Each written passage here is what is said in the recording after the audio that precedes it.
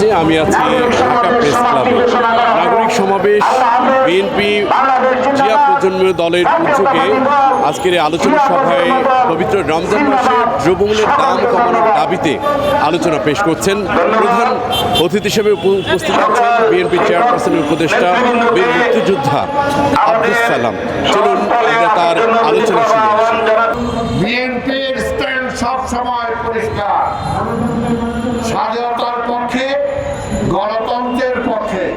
BNP লড়াই করেছে, এখনো লড়াই করে যাচ্ছে।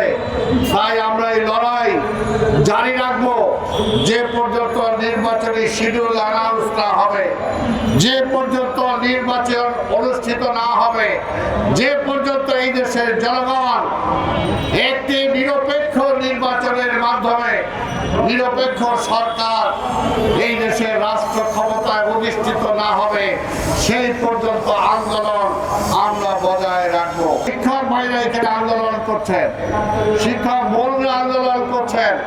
আমি তো আগেই বলেছি, এই শিক্ষকদের জন্য যদি কিছু করে থাকেন, শিক্ষার জন্য যদি কিছু করে থাকেন, সেটা করেছে বিএনপি, সেটা করেছে জিয়া রহমান, সেটা করেছে খালেদা জিয়া। তাই আপনাদেরকে বলবো, আপনারাও আন্দোলন করছেন, করেন, এই সরকারের কাছে দাবি করছেন, করেন। আমরা তো অবশ্যই আপনাদের এই দাবিকে আমরা সমর্থন জানাই, কিন্তু তারপরে বলতে চাই, এই সরকার কতটুকু কি করতে পারবে না জানি না।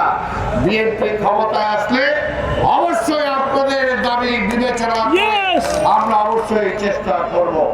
ভাইরা আমার, শিক্ষক হলে দেশের ভবিষ্যৎ নাগরিক গড়ার কারিগর। তাই শিক্ষকদের পেটে ভাত না দিলে, সংসার যদি সুখী না হয়, তাহলে তার দ্বারা ভবিষ্যৎ নাগরিক গড়ে উঠতে পারবে না, আমরা বিশ্বাস করি। তাই শিক্ষকদের অবশ্যই সেই সুযোগ সুবিধা দিতে হবে।